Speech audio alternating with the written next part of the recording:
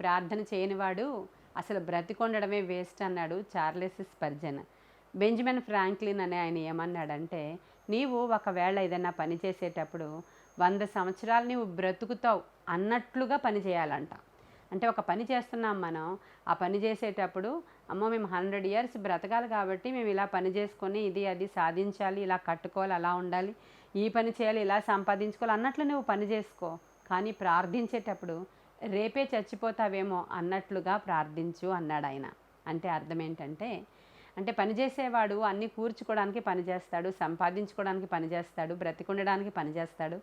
మనము రేపు పొద్దున్న ఇన్ని కాలాల పాటు మంచిగా ఉండాలంటే మనము మంచిగా పనిచేసి అది ఇది సంపాదించుకోవాలని పనిచేస్తాడు.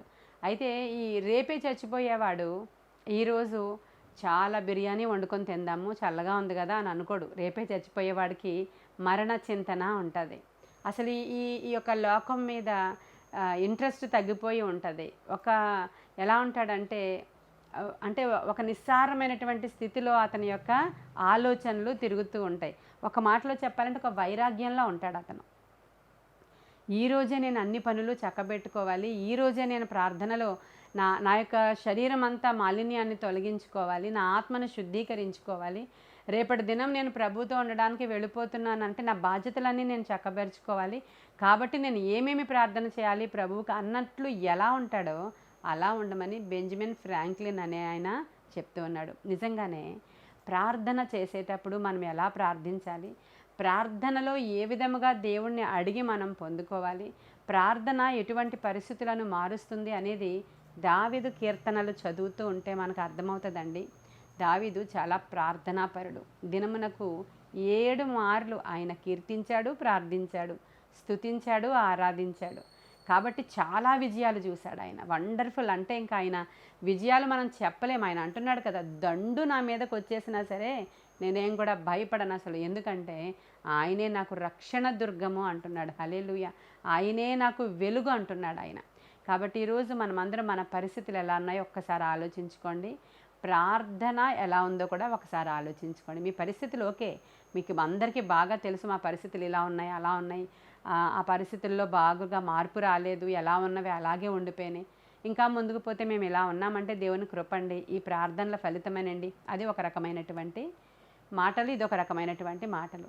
అయితే ఈరోజు మనం ఏమని నేర్చుకుంటున్నామంటే, ప్రభా మాకు ప్రార్థన నేర్పించండి, మేము ఎలా ప్రార్థించాలో నేర్పించండి, దావీదు లాంటి ప్రార్థన మాకు నేర్పించండి, మా ప్రార్థనలో జయమొచ్చే ప్రార్థన మాకు నేర్పించండి.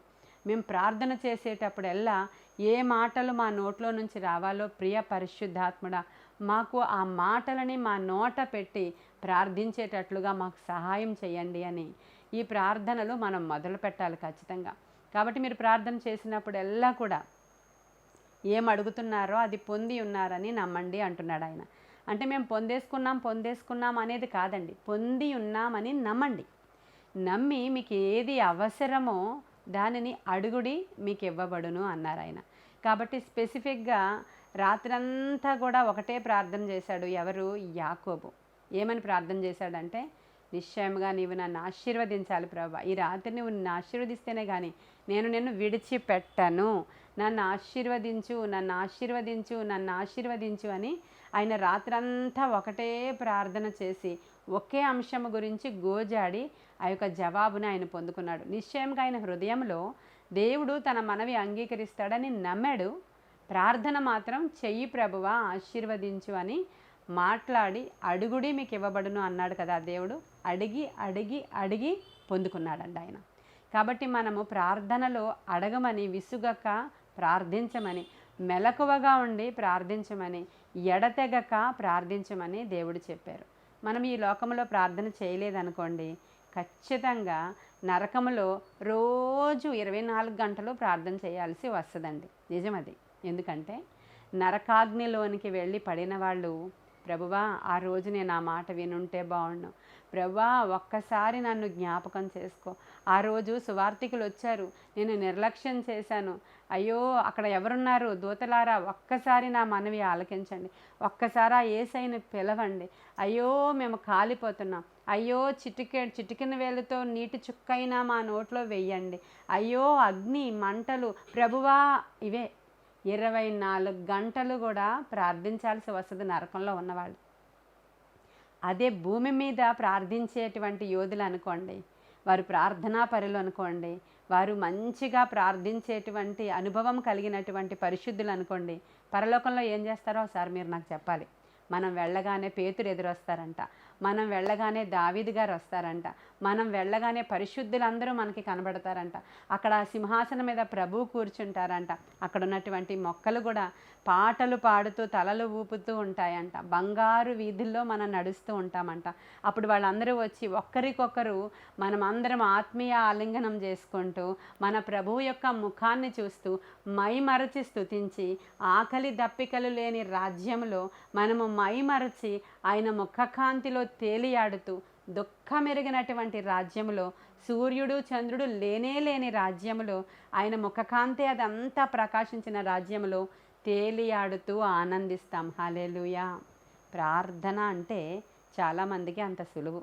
ఇక్కడ ప్రార్థన చేయనివాడు ఖచ్చితంగా అక్కడే ప్రార్థన చేస్తాడు, కానీ అక్కడ ప్రార్థనలు చేసిన జవాబులు రావు.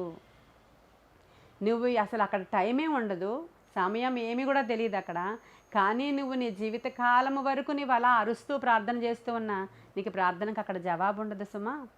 అదే ఇక్కడ నువ్వు ప్రార్థనా పరుడవైతే, ఇక్కడ నీవు విజ్ఞాపనాకర్తవైతే, ఇక్కడ నీవు ప్రార్థనా యోధురాలు అయితే, లేదంటే యోధుడవైతే ఈ ప్రార్థనలకి జవాబులు వస్తాయి. హల్లెలూయా. నీ ప్రార్థన దేవుని సన్నిధిలోనికి చేరుతుంది. ఆ ప్రార్థన ద్వారా జవాబులు భూమి మీదకి దిగి వస్తాయి.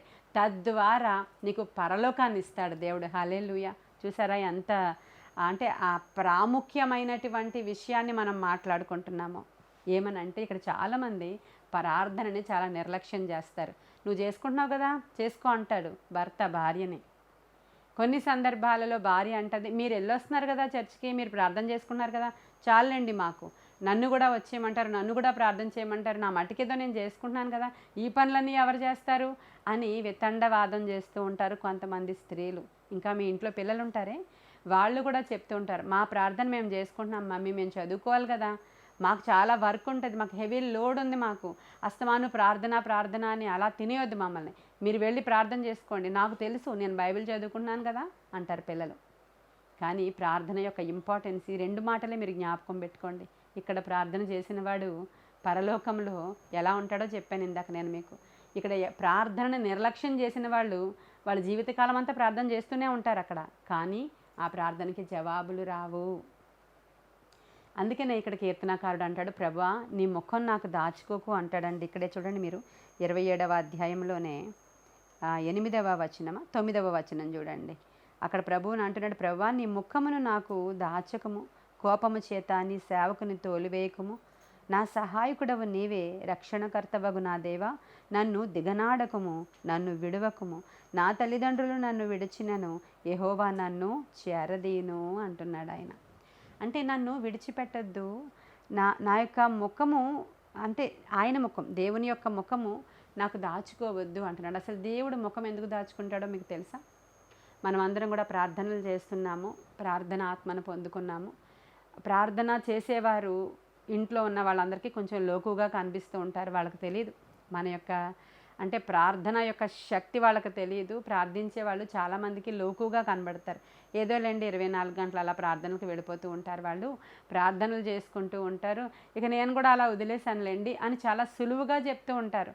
వాళ్ళకి తెలియదు వాళ్ళు ఇంకెంతకాలం ప్రార్థన చేయాలో అక్కడ.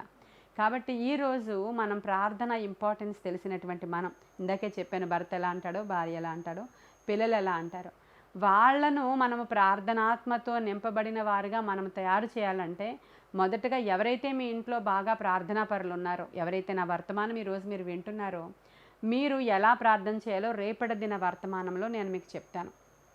అటువంటి వారందరినీ కూడా నిర్జీవమైనటువంటి లిస్టులో ప్రభు వేస్తారు. వారందరి కొరకు ఎలా ప్రార్థన చేయాలో రేపటి దినాన్ని నేర్చుకుందాం. ఈరోజు ప్రభువు ముఖము మనకు ఎందుకు దాచుకుంటారో చెప్తాను నేను. ప్రార్థన గురించినటువంటి ప్రాముఖ్యమైనటువంటి యొక్క అంశాలను మీరు ఒక కౌన్సిలింగ్లా తీసుకోండి, లేదంటే తెలియని విషయాల్ని ప్రభు మాతో మాట్లాడుతున్నారన్నట్టు తీసుకోండి. ఈ వర్తమానాల ద్వారా మీలో ప్రార్థనా శక్తి పెరగాలనేదే నా యొక్క చాలా కాన్సన్ట్రేషన్ అంతా దాని మీద పెట్టాను నేను.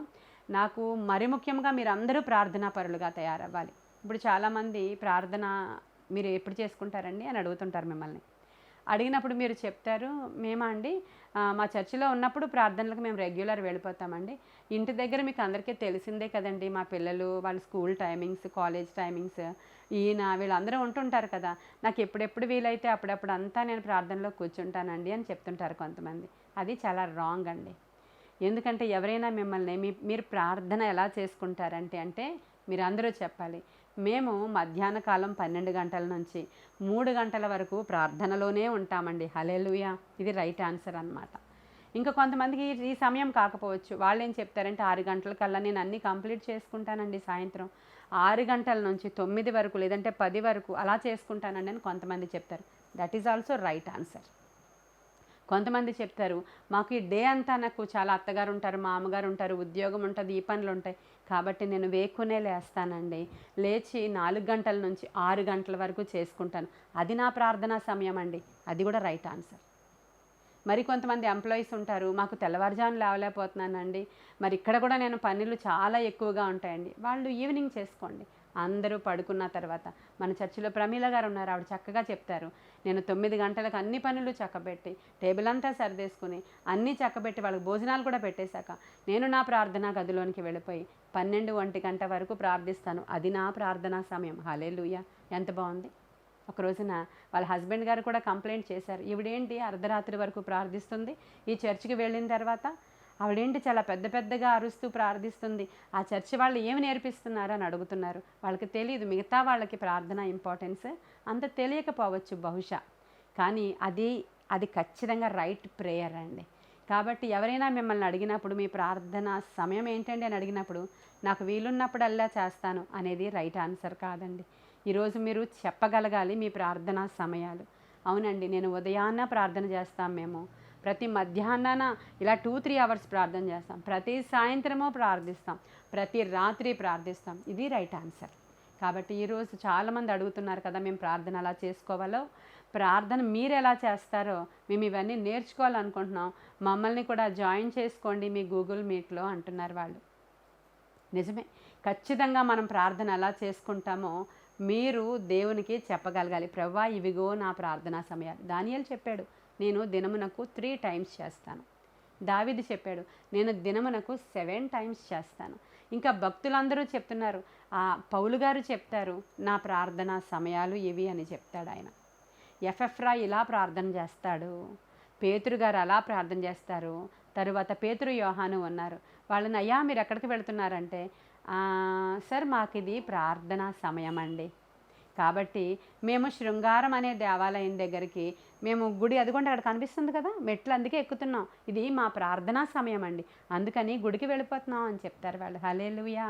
మరి నీ ప్రార్థనా సమయం ఈ రోజు నుంచి ఇప్పటి వరకు మీరు ఇందాక ఫస్ట్ చెప్పినట్లు చెప్పుండొచ్చు, నాకు సమయం దొరికినప్పుడల్లా చేసేసుకుంటాను పాస్టమ్ గారు అని చెప్పుండొచ్చు. అలా చెప్పడానికి వీల్లేదు. ఈ రోజు నుంచి మీ ప్రార్థనా సమయాలు పర్టికులర్గా ఉండాలి.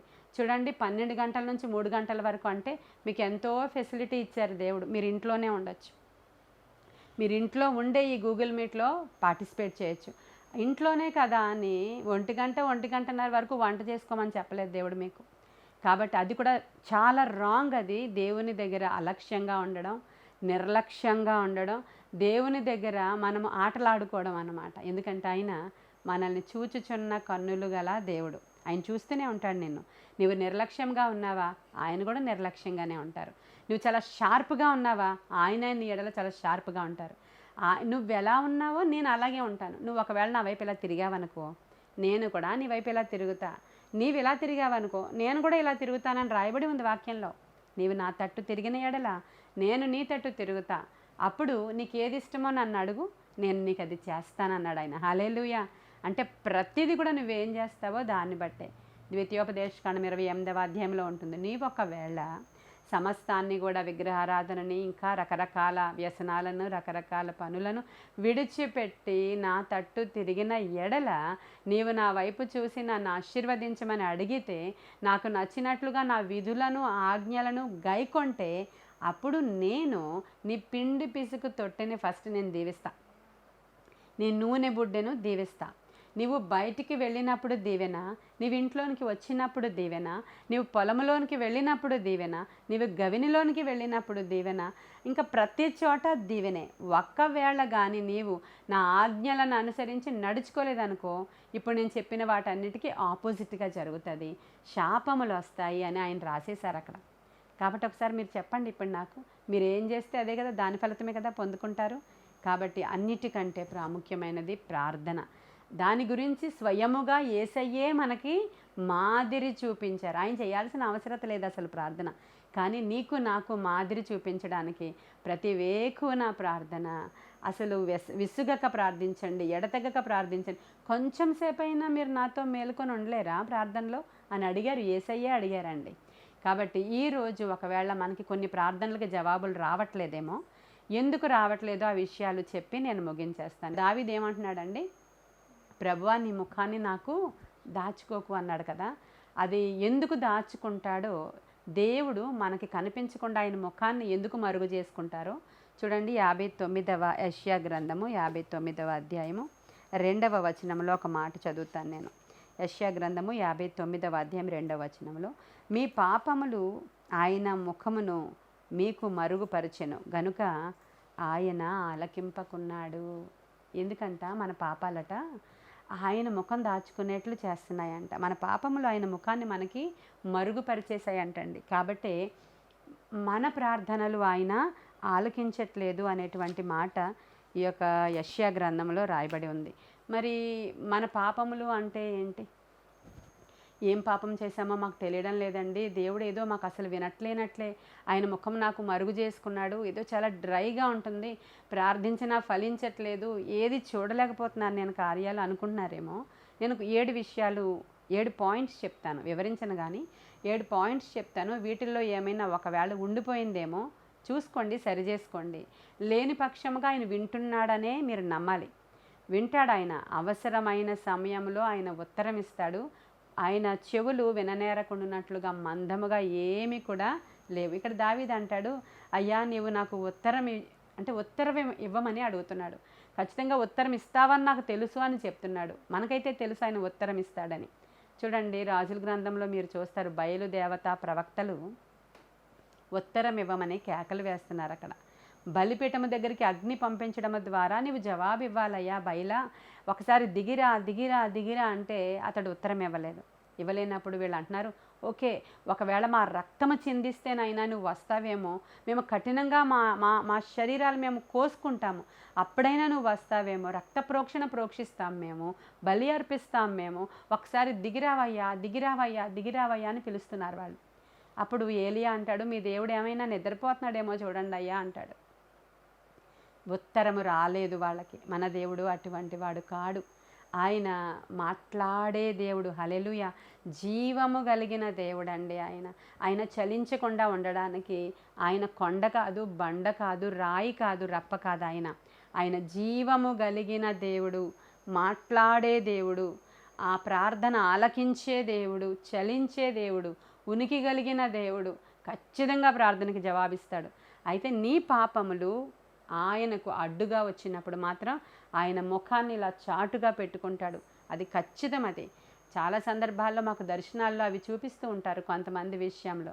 కాబట్టి కొన్ని పాయింట్స్ చెప్తాను నేను. ఒకవేళ దేవుడు ఎందుకు ముఖాన్ని చాటు వేసుకున్నారో అంటే, అలా ఆయన చాటు వేసుకునేలాగా నీ యొక్క లక్షణాలు ఏమైనా వీటిలో ఉన్నాయేమో మీరు ఈరోజు వెతుక్కోండి. మొదటి పాయింట్ చూడండి, కీర్తనల గ్రంథము 66వ అధ్యాయము 18వ వచనము.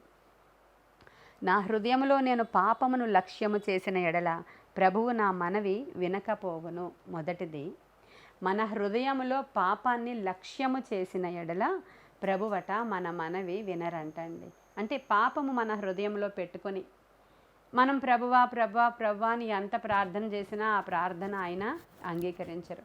కాబట్టి రొమ్ములో పాపము దాచుకున్నవాడు ఖచ్చితంగా వాడు కనికరింపబడడు, కానీ ఆ పాపమును ఒప్పుకొని విడిచిపెట్టినవాడు కనికరము పొందుకుంటాడు అని లేఖనం సెలవిస్తుంది. కాబట్టి ఒకవేళ ఏమైనా రహస్య పాపాలు మిగిలిపోయాయేమో, ఇంకొకరికి తెలియనివి నీవు చాటుగా వాటిని ఫాలో అవుతూ చేస్తూ ఉన్నావేమో, నీకు నీవే మభ్యపెట్టుకునే పాపాలు ఉన్నాయేమో. చాలా రకాల పాపాలు ఉన్నాయి, వివరించడానికి అవ్వదు కదా ఇప్పుడు. అంటే పాపం కాదు అనుకున్నవి చాలామంది పాపముగా ఎంచబడుతుంది. బైబిల్ ఎంచుతుంది పాపముగా. కాబట్టి అటువంటివి ఏమైనా ఒకవేళ ఉన్నాయేమో ఈరోజు కొంచెం స్వపరిశీలన చేసుకుని ప్రభువుని అడగండి మీరు. ప్రభువా, ఒకవేళ నా హృదయంలో ఇంకా ఏమైనా నీకు విరోధమైన పాపములు ఉండిపోయాయేమో దయచేసి మీరు బయలుపరచండి అని అడగండి. కొంతమంది బయలుపరచండి అని అడుగుతారు, కానీ ఆయన చూపిస్తూనే ఉంటారు దర్శనాల్లో కొన్ని రకాల ఎవరైనా మాట్లాడినప్పుడు, వాక్యం చదువుతున్నప్పుడు, కానీ దాన్ని ప్రక్కకు తిప్పేసి దాన్ని పక్కన పెట్టేసి వెళ్ళిపోతూ ఉంటారు. నేను అటువంటి వాడిని కాదు, నేను అటువంటి దానను కాదు, నా దగ్గరేం అలాంటి పాపాలు లేవు, నేను చాలా జెన్యూన్ అని వాళ్ళకి వాళ్ళు అంటే సెల్ఫ్ డిఫెన్స్ చేసుకుంటూ ఉంటారు, కానీ లోపల పాపాన్ని మాత్రం కడిగి వేసుకోవడానికి ఇష్టపడరు. పాపాన్ని విడిచిపెట్టుకోమని బైబిల్ సెలవిస్తూ ఉంది. పశ్చాత్తాపపడమని, పాపాన్ని లక్ష్యము చేయొద్దు అంటున్నాడు. ఒక్కొక్కటి వివరిస్తే చాలా ఎక్కువ సమయం అయిపోద్ది కాబట్టి నేను పాయింట్ వైజ్ చెప్పుకొని వెళ్ళిపోతాను. మొదటిది, పాపము లక్ష్యము చేస్తే ఆయన నా మనవి వినకుండా ఉంటాడు, క్లియర్ అక్కడ. రెండవది చూడండి, సామెతల గ్రంథం 21వ అధ్యాయము 13వ వచనం. దరిద్రుల మొర వినక చెవి మూసుకునేవాడు తాను మొర్ర పెట్టినప్పుడు కూడా అంగీకరించబడడు. ఎవరైనా దరిద్రులు అంటే అంటే బాగా అవసరతలో ఉన్నవారు, లేదంటే పేదవాళ్ళు, దరిద్రులు, అటువంటి వాళ్ళు ఎవరైనా వచ్చి నీకు మొర్ర పెట్టుకుంటున్నారు, అమ్మ కొంచెం సాయం చేయండి, అమ్మ కొంచెం సహాయం చేయండి, మా పరిస్థితి అస్సలు బాగోలేదు, కొంచెం ఏదైనా సహాయం చేయండి అని ఎవరైనా నీ దగ్గరికి ఆపదలో ఉన్నవాళ్ళు కానీ, లేదంటే అదే దరిద్రులని రాయబడి ఉంది కదా, మా కరువులో ఉన్నవాళ్ళు, అందరూ దరిద్రులని ఏం బోర్డు పెట్టుకుని ఎవరు పుట్టరండి. పరిస్థితుల ప్రభావము ద్వారా చాలామంది కరువులో ఖడ్గముతో ఏడవబడుతూ ఆ దీనస్థితిలో హీనస్థితిలోనికి వచ్చిన వాళ్ళు ఆ పదానికి మరి ఆ పరిస్థితుల్లో ఆ పదాన్ని ఉపయోగించాల్సి వస్తుంది. అటువంటి వాళ్ళు ఎవరైనా ఉంటే వాళ్ళు వచ్చి నీకు సహాయం అడుగుతూ ఉన్నప్పుడు, అబ్బా నాకు ఇరిటేటింగ్గా ఉంది, అస్తమానం వీళ్ళని చూస్తుంటే, వీళ్ళ ముఖాలు చూస్తుంటేనే మాకు ఇరిటేటింగ్గా ఉంది, నేను వినను బాబు, వింటే మళ్ళీ ఎక్కడైనా డైవర్ట్ అయిపోతానేమో, వెళ్ళిపోండి, నాకు చెప్పకండి, ఇంకెక్కడైనా చూసుకోండి అని చెవి నీవు మూసుకొని వినలేదనుకో, అప్పుడు నేను వాళ్ళ మొర వినను అన్నాడు ప్రభు. చూసారా, ఇలా ఎవరైనా ఎప్పుడైనా చేశారేమో ఒకసారి జ్ఞాపకం పెట్టుకోండి. నేను వినను, నాకు చెప్పొద్దు, ఇంకా ఒకటే ఎప్పుడు చూసినా పేదరిపులు అరుస్తూ ఉంటారు, మీరు వెళ్ళిపోండి అని ఎవరైనా అన్నారేమో ఒకసారి జ్ఞాపకం చేసుకోండి. దరిద్రుల మొర కానీ నీవు వినకపోతే నీ మొర కూడా నేను వినను అన్నాడు. నువ్వు గొప్పవాడవే, నీవు ధనవంతుడివే, నీకు అన్నీ ఉన్నాయి, నీవేవో కొన్ని విషయాలలో అడుగుతున్నావు దేవుణ్ణి, నీ ఆరోగ్యం కోసమో, నీ పిల్లల కోసమో, పెళ్లి కోసమో, లేకపోతే నీకు ఏది కావాలో, లేకపోతే నీకే ఆరోగ్యం కావాలో, నీ పిల్లలకే కావాలో, ఏది కావాలో అది నువ్వు అడుగుతావే, అప్పుడు నేను నా చెవిని మూసుకుంటాను అన్నాడు ప్రభువు. రెండో పాయింట్ అది. మూడో పాయింట్లోకి వద్దాం. సామెతల గ్రంథము 28వ అధ్యాయము 9వ వచనము. ధర్మశాస్త్రము వినబడకుండా చెవిని తొలగించుకొని వాని ప్రార్థన హేయము. ధర్మశాస్త్రాన్ని కొంతమంది వినరండి. అంటే ఇప్పుడు వాక్యం చెప్తున్నాను కదా, నేను చాలామందికి వాక్యం చెప్తున్నప్పుడు ఇరిటేటింగ్గా ఉంటుంది. వాక్యం చెప్తూ ఉంటే చర్చిలో సెల్ ఫోన్ చూసుకుంటూ ఉంటారు కొంతమంది. మన చర్చిలో ఎవరు అలా లేరనుకోండి, చాలా చోట్ల వాక్యం చెప్తూ ఉంటే చాలామంది వేరే ధ్యాసలో ఉంటారు. వాక్యము పాస్టర్ గారు అక్కడ మాట్లాడుతూ ఉంటే, ఏదోలే ఇవన్నీ తెలియనివా ఏంటి, ఇప్పుడు వచ్చి ఈయన ఏదో ధనవంతుడు కథ చెప్తున్నాడు, ఇది మాకు తెలీదా, సంసోను కథ మాకు తెలీదా, చిన్నప్పుడు ఎప్పుడో తెలుసు, మళ్ళీ చెప్పిందే చెప్తాడు అని చాలామందికి అది ఎంత సులువు అంటే, నువ్వు ఎందుకు వెళ్తున్నావు మరి ఆదివారం ఆరాధనకి? ధర్మశాస్త్రం అక్కడ బోధించేటప్పుడు ప్రతిరోజు దేవుడు మనతో మాట్లాడతాడు. ఆ పాస్టర్ గారు బహుశా పామరుడే అవ్వచ్చు, నీకంటే తక్కువ జ్ఞానం గలవాడే అవ్వచ్చు, నీకంటే తక్కువ కాంగ్రిగేషన్ ఉన్నటువంటి చర్చి కాపరే అవ్వచ్చు, నీకంటే చిన్న వయసే అవ్వచ్చు, నీకంటే పేదవాడే కావచ్చు, కానీ అతడు దేవుని సేవకుడు. అతని ద్వారా దేవుడు మాట్లాడుతూ ఉన్నప్పుడు ఆ మాటను కనుక నీవు రిసీవ్ చేసుకుంటే, దేవుని యొక్క మాటగా అది నీ జీవితంలోనికి వచ్చినప్పుడు అద్భుతాలు జరుగుతాయి. ధర్మశాస్త్రం విన్నప్పుడు చాలా కేర్ఫుల్గా వినాలి. అందుకే వాక్యం విన్నప్పుడు చాలా స్టడీగా ఉండి వినాలి. ఇంకోటి చేసుకోకూడదు. అందుకే దేవుని మందిరంలో మనం అందరం గ్యాదర్ అవుతాం. అక్కడ దేవుని యొక్క మాట మనము వినాలి. ప్రతి ఆదివారము గ్యాదర్ అయినప్పుడు ప్రతి కూడికలో కూడా దేవుని యొక్క వర్తమానం లేనిదే ఏ కూడిక ఉండదు క్రైస్తవులకి కదండి. ఏది జరిగినా, చిన్న బర్త్డే జరిగినా దేవుని వాక్యం, పెళ్లి జరిగినా దేవుని వాక్యం, సమాధి జరిగినా దేవుని వాక్యం, ఒకడు చనిపోయినా ఆ యొక్క శవం దగ్గర దేవుని యొక్క వాక్యం, చిన్న బిడ్డ పుట్టినా ఉయ్యాల్లో వేయాలంటే చిన్న దేవుని యొక్క వాక్యం. దేవుని యొక్క వాక్యం లేనిదే ఏది చేయడానికి వీల్లేదు మనం. అలాంటి ధర్మశాస్త్రంలో ఉన్న మాటల్ని వినకుండా వాడు చెవి తిప్పుకున్నాడు అనుకోండి, వాడిని చూసినప్పుడు దేవుడు అంటే చాలా అసహ్యంగా ఫీల్ అవుతాడంట దేవుడు.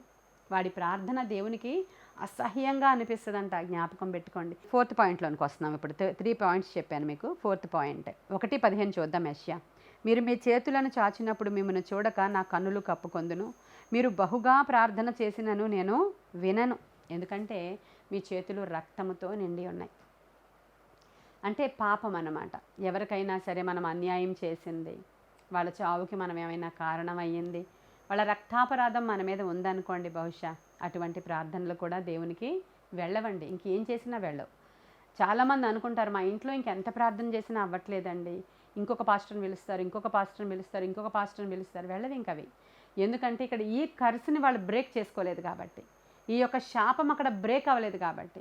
అదే యేసు రక్తంలో ఆ శాపము బ్రేక్ అయ్యేటట్లుగా ఈ దేవుని యొక్క జ్ఞానం కలిగిన సేవకులు ఒకవేళ వాళ్ళకి దేవుడు రివీల్ చేస్తే, వాళ్ళు ప్రార్థన చేసి వాళ్ళు ఉపవసించి దానిని ఒప్పుకొని విడిచిపెట్టి దాని పరిహారం మీరు చెల్లించగలిగితే, నేను పరిహారం అంటున్నాను కదా అని కోడినో ఎద్దునో ఇచ్చేది కాదు, కానీ నీ హృదయం అంతా కృమ్మరించి దాని పరిహారం కింద నీకు ఏది దేవుడు థాట్ ఇస్తాడో ఆ పరిహారాన్ని నీవు చెల్లించి ఆ తరువాత నీవు మరలా ఆయన దగ్గరికి వచ్చినప్పుడు ఆయన అప్పుడు నీ ప్రార్థనని అంగీకరిస్తాడు. ఎందుకంటే దావీదు చేతులు రక్తంతో నింపబడి ఉన్న చేతులే. కానీ విన్నారు కదా దేవుడు, నా ఆలయం అయితే నీవు కట్టొద్దు, కానీ నీవు అనేక యుద్ధాలు చేసి నీ చేతులు రక్తంతో ఉన్నాయి కాబట్టి నా మందిరం అయితే నీవు కట్టొద్దయ్యా అన్నాడు. అటువంటి పాపములు ఏమైనా చేతిలో నీవు చేసి ఉండుంటే దీని లిస్టులోనికి లంచాలు కూడా వస్తాయండి. మీ చేతులతో చేసే పాపాలు దీని లిస్టులోనికే ఎవరినైనా మీరు కొట్టడం, తిట్టడం, లేకపోతే ఈ చేతులతో ఏమైనా మీరు ఏం అన్యాయపు పనులు చేశారో, ఎవరిదైనా లాక్కోవడం,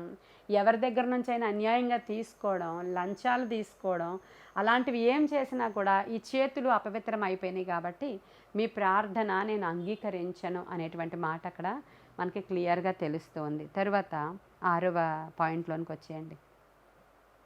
మీరు అడిగినను మీ భోగముల నిమిత్తమై వినియోగించుటకే దురుద్దేశముతో అడుగుతున్నారు కనుక మీకు మీ ప్రార్థన నేను వినను అన్నాడు. అది యాకోబు పత్రిక 4వ అధ్యాయము 3వ వచనం. మనం అడుగుతాం, దేని గురించి అడుగుతున్నారు అంటే మీరు దురుద్దేశాలతో అడుగుతున్నారంట. మీరు అడిగేవన్నీ ఎలా ఉన్నాయండి? దురుద్దేశాలు. నాకు గనుక దేవుడు ఆశీర్వాదం ఇస్తే, ఇదిగో ఈ ప్రాజెక్ట్ కానీ కంప్లీట్ అయిపోతే, ఇదిగో ఇక 4 కార్లు, ఒక పెద్ద బంగ్లా, లేకపోతే ఇంకోటి, ఇవన్నీ నేను అనుభవించాలండి. ఎప్పటి నుంచో నాకు డిజైర్స్ ఉండిపోయినాయి, జీవితం అప్పుడే సగం అయిపోయింది, ఇక్కడ నుంచి నేను ఇలా ఉండాలనుకుంటున్నాను అని ఇలాంటి దురుద్దేశాలతో మీరు అడిగారనుకోండి, భోగేచ్ఛల నిమిత్తమై, అది కూడా 7th పాయింటే, మీరు అడిగినవి మీ భోగముల నిమిత్తమై వినియోగించుటకు దురుద్దేశముతో అడుగుచున్నారు కాబట్టి మీకు ఏమీ కూడా అనుగ్రహింపబడవు అని చెప్తున్నాడు. కాబట్టి మనం దురుద్దేశాలతో అడగకూడదు ఏ ప్రార్థన అయినా. వాళ్ళు ఎదురింటి వాళ్ళు కారు కొనేసుకున్నారు కదా, మేము కూడా కారు కొనేసుకోవాలి, అది ఉద్దేశం మంచిది కాదు. నీకు అక్కడ అత్యవసరత, మా ఇంట్లో 4, 5 ఉన్నాం ప్రభా, దూరం వెళ్ళాలంటే చాలా కష్టమైపోతుంది, ఖచ్చితంగా మేము ఇదిగో ఇలా జాబ్స్ చేసుకుంటున్నాం కదా, ఇవి వచ్చినప్పుడు అవి వచ్చినప్పుడు మేము దుబారా చేయట్లేదు ప్రభా, ఇది మేము జాగ్రత్త చేసుకుంటున్నాం కాబట్టి మాకు దీనికి సరిపడా మేము ఈ కారు కొనుక్కోవాలనుకుంటున్నాం. ఇలాంటిది మంచి ప్రార్థన. అసలు మనకి ఏమీ లేదు, ఇంట్లో మనకు గడవడం కష్టం, ఉద్యోగం కష్టంగా ఉంది, అన్నీ కష్టంగా ఉన్నాయి, ఇప్పుడు మొత్తం లోన్ పెట్టేసి కారు తీసేసుకుంటాను నేను ప్రభు అంటే, ఆ తర్వాత వచ్చేటువంటి ఆ దరిద్రతను మరలా నీవే అనుభవించాలి. అప్పుడు చాలా ఏడుస్తావు మరలా నీవు, ఎందుకు దేవుడు నాకు సాయం చేయట్లేదు, వెళ్ళిన దగ్గర నుంచి కష్టాలే అని చెప్తుంటారు చాలామంది. ఈ రోజుల్లో అన్ని లోన్ల ద్వారా ఇచ్చేస్తున్నారు కదా, ఊరికినే ముందే అప్పులు పాలైపోయి చాలామంది, అసలు నేను చెప్పలేనంతమంది ఈ రోజుల్లో వాళ్ళు అప్పు అనే ఊబిలో కూరుకుని పోయి ఉన్నారు. ఈ కార్డ్స్తో అన్నీ కొనేసుకొని చాలా భయంకరమైనటువంటి మెంటల్ టెన్షన్స్, మెంటల్ టార్చర్ అనుభవిస్తున్నారు వాళ్ళు. రకరకాల గేమ్స్ కూడా ఫోనుల్లో ఆడుతూ ఉన్నప్పుడే వాళ్ళకి ఆ ఫోన్లో నుంచే లోన్ వచ్చేస్తుందంట, అప్పు దొరికేస్తుందంట. అదంతా కూడా తీసుకుని యవ్వనస్తులు అయినటువంటి పిల్లలు ఇంట్లో చెప్పలేక 1-2 సార్లు చెప్తారు, 3వసారి తిడతారు తల్లిదండ్రులు. కాబట్టి ఇంకా చెప్పలేక టార్చర్ అనుభవిస్తూ సూసైడ్ అటెంప్ట్స్ చేసుకుంటూ ఇంట్లో నుంచి పారిపోతూ, దానికి కారణం ఏంటండి? వాళ్ళు ఇదంతా డబ్బులు వచ్చేస్తే నేను చాలా హైఫై అయిపోవచ్చు. భోగేచ్ఛల నిమిత్తమై వారు చేస్తున్న ప్రతిదీ కూడా అలాంటి ప్రార్థనలు నేను వినను. అందుకు వాళ్ళు అడుగుతున్నారు కాబట్టి నేను ఆ ప్రార్థనకి జవాబిచ్చి వాళ్ళకి ఆశీర్వాదం ఇవ్వను అన్నాడు ఆయన. ఇంకా లాస్ట్లో మరి ఇందాక నేను చెప్పింది యాకోబు పత్రిక 16:7. అయితే మీరు ఏమాత్రము సందేహింపక విశ్వాసముతో అడగవలెను, సందేహించువాడు గాలి చేత రేపపడి ఎగురపడే సముద్ర తరంగాల్ని పోలి ఉంటాడు అని రాయబడి ఉంది. అంటే అర్థం ఏంటంటే మీరు ఏమాత్రము సందేహింపక ప్రార్థించాలి. ఇప్పుడు నేను ఇందాకే చెప్పాను మీకు ఫస్ట్ పాయింట్ అది. మనం ప్రార్థన చేసేటప్పుడు ప్రభువు నా ప్రార్థన ఆలకిస్తాడు, ఆయన జవాబిస్తాడు. నా ప్రేయర్ టైమింగ్స్ నేను ఇలా పెట్టుకుంటాను, నా ప్రేయర్ స్టైల్ ఇలా మార్చుకుంటాను. జరిగినా జరగకపోయినా నేను ఈ సమయాలలో ఇలాగే కూర్చొని ప్రార్థన చేస్తాను. నాకు సందేహం లేదు, నా దేవుని మీద నమ్మకం ఉంది. ఆయన చేసినను చేయకపోయినను నేను ఇలాగే ప్రార్థిస్తాను. ఆయన జరిగించినా జరిగించకపోయినా నా ప్రభువు చెప్పిన ఆజ్ఞ ఎడతెగక ప్రార్థించమన్నాడు ఆయన. నేను ప్రార్థిస్తూనే ఉంటాను, జరిగే వరకు ప్రార్థిస్తూనే ఉంటాను. ఒకానొక దినాన ఖచ్చితంగా ఆయన నాకు కార్యము చేస్తాడనే విశ్వాసం నా హృదయంలో ఉంది అని తలచి ప్రార్థన చేస్తేనట దేవుడు కార్యం చేస్తాడంట. అలా ఏమీ లేకుండా ఏదో మా పాస్టమ్మ గారు చెప్పారండి, 3 సార్లు చేయమని 7 సార్లు చేయమని చేస్తున్నాను, 4 రోజులైంది, ఏమీ రాలేదు. అదేం ప్రార్థన? సందేహంతో కూడిన ప్రార్థన. అలా సందేహంతో కూడిన ప్రార్థనకి ఆయన ముఖం మరుగుపరుచుకుంటాడు, మీకు జవాబు రాదు. కాబట్టి ఈ పాయింట్స్ అన్నీ కూడా ఈరోజు జ్ఞాపకం పెట్టుకోండి. ఇంకా చాలా ఉంటాయి, కానీ ఈ పాయింట్స్ మెయిన్గా ఆయన మనకి ప్రార్థన వినడు అనడానికి ఆయనే క్లియర్గా ఇచ్చేసినటువంటి పాయింట్స్ ఇవి. కాబట్టి ప్రార్థన చేసేవారు ఎందుకు ప్రార్థన చేస్తున్నారో తెలుసుకుని ప్రార్థించండి. నిర్లక్ష్యంగా ప్రార్థన చేయడం దయచేసి మానండి. మీ ప్రేయర్ టైమింగ్స్ ఖచ్చితంగా ఎవరైనా మిమ్మల్ని అడిగినప్పుడు నా ప్రేయర్ టైమింగ్ ఇది అని చెప్పగలగాలి మీరు. అంటేనండి ఫంక్షన్ లేకపోతే అప్పుడే చేసేదాన్నండి నేను. మాకు అప్పుడప్పుడు ఫంక్షన్లు చాలా ఎక్కువ అండి, అందుకని ఆ టైం పెట్టుకోలేదండి అని ఒకరు చెప్తారు నాకు. అంటేనండి పొద్దున్నే మాకు నీళ్ళు ఇస్తాడండి ఆ టైంలో, అందుకని నేను నీళ్ళు పట్టుకోవాలి కదండి, మరి నీళ్ళు లేకపోతే ఎలాగా? నా ప్రేయర్ టైమే నాకు అది కాదండి. మరి చూడండి, ఇవన్నీ సహజంగా క్యాజువల్గా మీరు చెప్తున్నారు. దేవుడు కూడా ఇలాగే చెప్తే మీకు, అమ్మ నువ్వు ప్రార్థన చేసినప్పుడు నేను దక్షిణాఫ్రికా వెళ్ళాను అందుకే వినలేదు, ఏమైంది మీ అబ్బాయికి అలా అయిపోయిందా, సీరియస్ అయిపోయిందా అంటే ఏం చేస్తారండి? ఒక్కసారి ఆలోచించండి. నువ్వు ఏది విత్తుతావో అదే కోస్తావట. ఆకాశమందు ఆశ్చర్యుడగువాడు అపహాస్యం చేస్తాడంట, నీవు దేవుడిని అపహాస్యం చేస్తే. ప్రార్థన మామూలు విషయాలు కావండి ఇవి. కాబట్టి ఇప్పటికైనా సరే ఈ ప్రార్థన ఆలకించిన వారు మీ ప్రార్థనా శక్తిని పొందుకోవాలని, ప్రార్థనా బలమును పొందుకోవాలని, ప్రార్థనని నిర్లక్ష్యం చేయకూడదని, భూమి మీద నువ్వు ప్రార్థన చేస్తే పరలోకము నీకు ఆహ్వానం పలుకుతుంది, పరలోకము నీ వంగి సంతోషిస్తుంది, భూమి మీద అన్నీ కూడా నీవు అనుభవిస్తావు, పొందుకుంటావు, ప్రార్థనకి జవాబులు వస్తాయి, తరతరాలకి నీవు ఆశీర్వాదంగా మిగిలిపోతావు. అదే భూమి మీద ప్రార్థన చేయని వాడు ఇందాక నరకాగ్నిలో ఎలా ఉంటాడో చెప్పాను కదా, ఇది సత్యం. కాబట్టి ఈరోజు ప్రార్థనను ఎలా చేయాలో మీరు మరొకసారి నేర్చుకున్నారని, మరి భయంతో వణుకుతో కూడిన భక్తి మీరు చేస్తారని, ఇంకా కొన్ని సందేహాలు ఉంటాయి మనకి ఈ యొక్క 7వ నెలలో. ప్రతిరోజు కూడా ఎవరికైనా ఏదైనా సందేహం కలిగితే మెసేజ్లో కూడా పెట్టండి, నాకు దీని గురించి వివరించండి అని పెట్టండి. ప్రభువు నాకు గైడ్ చేస్తే తప్పకుండా ఆ ప్రశ్నలకి జవాబులు ఇలా నేను ప్రశ్న జవాబు అన్నట్లు చెప్పను, వర్తమానము ద్వారానే మీకు క్లియర్ చేయడానికి నేను ప్రయత్నం చేస్తాను. ఈ కొన్ని మాటలు దేవుడు మన వెనుకడిలో దీవించును గాక. ఆమేన్. ప్రార్థన చేసుకుందాం.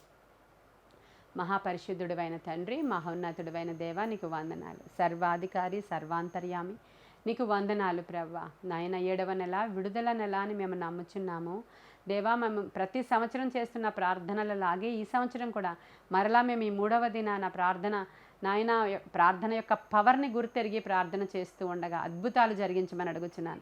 ఏ గృహాలలోనికి నా స్వరము వెళుతుందో ఆ గృహాలలో విడుదలలు కలుగునగాక. ఏ గృహాలలో ఈ ప్రార్థన అయ్యా నా తండ్రి అంశము యొక్క విలువలు మేము తెలుసుకుంటున్నామో ఆ గృహాలలో ప్రార్థనాపరులు లేచిదురుగాక నాయన, విజ్ఞాపనాకర్తలు లేచిదురుగాక, ఆత్మకార్యాలు జరుగునుగాక, బంధకాలు తెగిపోవునుగాక, అడ్డుగోడలు విడిపోవునుగాక, అడ్డుగోడలు కూలిపోవునుగాక, ఆటంకాలు లయమవునుగాక నాయన, దుష్టుడు ఆ గృహాలను విడిచి పారిపోవునుగాక. దేవా, ప్రార్థనలేమి భక్తిహీనత ఆ యొక్క గృహాలలో కొట్టివేయబడునుగాక. ఆత్మకార్యాలు జరిగించి మీరే మహిమ ఘనత ప్రభావాలు పొందుకోమని నజరేయుడైన యేసయ్య నామంలో నాయన వినుచున్న వారందరికీ క్షేమాభివృద్ధి కలగడానికి అవసరమైన కృప దయచేయమని యేసయ్య నామంలో అడిగి వేడుకొని పొందుకొని ఉన్నాము మా ప్రియ పరలోకపు మా తండ్రి. Amen, amen, amen. God bless you.